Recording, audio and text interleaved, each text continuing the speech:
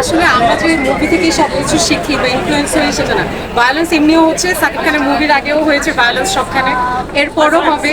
তো আসলে মুভি দেখে আমরা পজিটিভটা নেওয়ার চেষ্টা করবো যে ভায়োলেন্সের পর আসলে ভালো কিছু হচ্ছে কিনা আমাদের জীবনে। অবভিয়াসলি এটাই দেখার চেষ্টা করছি। সিদ্দিকা পালের সাথে শাকিব খানের দ্বিতীয় সিনেমা, সিদ্দিকা পালকে নিয়ে কিছু না। I really like her acting. আমি প্রিয়তমা দেখেছি, আমার সে পছন্দের নায়িকা, আমার ভালো লেগেছে, দ্যাটস ওয়াই আমি দেখতে এসেছি।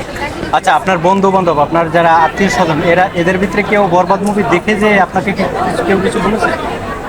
আমি আসলে কাউকে কিছু জিজ্ঞাসা করিনি। As a Shakib Khan fan আমি সবসময় নিজে থেকেই আসি এবং আমি টিজারটা দেখি, টিজারটা ভালো লেগেছে।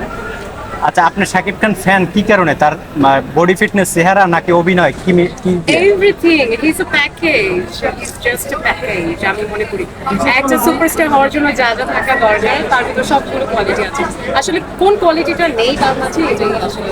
বিশেষ একটা দিক যদি আচ্ছা, বাংলাদেশে তার চাইতে কোনো অবভিয়াসলি হিজ অ্যাক্টিং স্কিল সবার আগে দেখবো, যেহেতু আমি মুভি দেখতে এসেছি। শাকিব খানের হেটার যারা আছে তারা বলে শাকিব খান অভিনয়ই জানে না। তাদেরকে কি বলবো?